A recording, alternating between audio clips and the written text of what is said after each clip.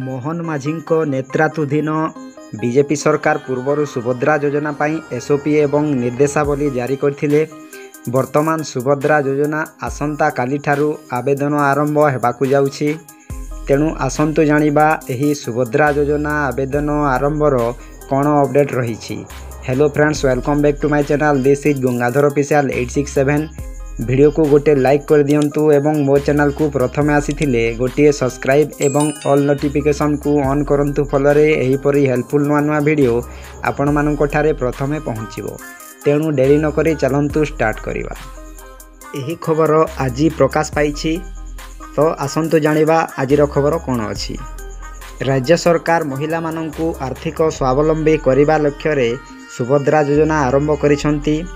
एही क्रम रे शुक्रवार दिन एक गुरुत्वपूर्ण घोषणा करी सरकार कहिसंती जे अंगनवाड़ी कर्मी को समेत सहायक आशाकर्मी, कम्युनिटी रिपोर्ट्स पर्सन सीआरपी माने सुभद्रा योजना पाई आवेदन करि परिबे। देखंतु आज्ञा राज्य सरकार महिला माननकु कोन कहिसंती। एही क्रम रे शुक्रवार दिन एक गुरुत्वपूर्ण घोषणा करिसंती जे अंगनवाड़ी कर्मी, आशाकर्मी, कम्युनिटी रिसोर्स पर्सन सीआरपी माने सुभद्रा योजना पाई आवेदन करि परिबे। तापरे यह व्यतीत एही योजना रे मास्टर बुक कीपर तथा एमबीके आउटसोर्सिंग एजेंसी द्वारा नियुक्ति महिला माने भी आवेदन करि परिबे। मोहन माझीଙ୍କ नेतृत्वाधीन बीजेपी सरकार पूर्वर सुभद्रा योजना पाई एसओपी एवं निर्देशावली जारी करथिले। वर्तमान नूतन घोषणा रे दर्शा जाइछि जे अंगनवाड़ी कर्मी, आशाकर्मी, कम्युनिटी रिसोर्स पर्सन सीआरपी माने सुभद्रा योजना पाई आवेदन करि परिबे जदि सेमाने पूर्व निर्देशावली रे उल्लेख करा जाइथबा मानदंड पूर्ण करंती।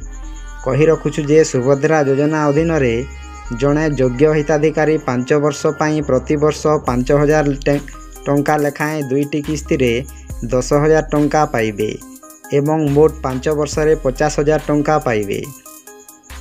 एहा समेत शुक्रवार दिन महिला एवं शिशु विकास विभाग सुभद्रा योजना को नहीं एक टोल फ्री नंबर 146788 जारी करिछि। सुभद्रा योजना संपर्कित समस्त तथ्य पाइबा पई आवेदनकारिणी एही स्वतंत्र टोल फ्री नंबर रे कॉल करि पारिबे, जहा सकाळ 6टारू राति 10टा पर्यंत कार्यक्षम रहिबो। तापरे किपरि आवेदन करि पारिबे।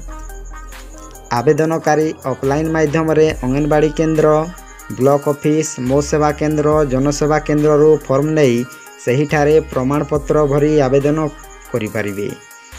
एहा समेत ऑनलाइन रे सुभद्रा पोर्टल रे फॉर्म फिलअप सह समस्त प्रमाणपत्र मध्य अपलोड करबाकू पड़िबो।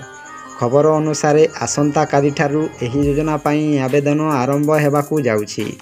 देखंतु आज्ञा किपरि आवेदन करिवे। आवेदनकारी ऑफलाइन माध्यम रे जहाँकि अंगनवाड़ी केंद्र, ब्लॉक ऑफिस, मो सेवा केंद्र, जनसेवा केंद्र रु फॉर्म नहीं सही ठारे प्रमाणपत्र भरी आवेदन करि पारिबे, किंबा एहा सहित ऑनलाइन रे सुभद्रा पोर्टल रे फॉर्म फिलअप सह प्रमाण मध्य अपलोड करबाकू पड़िबो।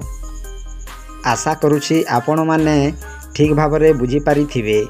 जदि कौनसी प्रश्न अच्छी आपणक मनरे मो यूट्यूब चैनल रो अबाउट सेक्शन को जाई टेलीग्राम अच्छी सेठी जाई कि मेसेज करंतु, किंबा मो इंस्टाग्राम आईडी रे मेसेज करंतु। मु 100% रिप्लाई देबाकू बाध्य।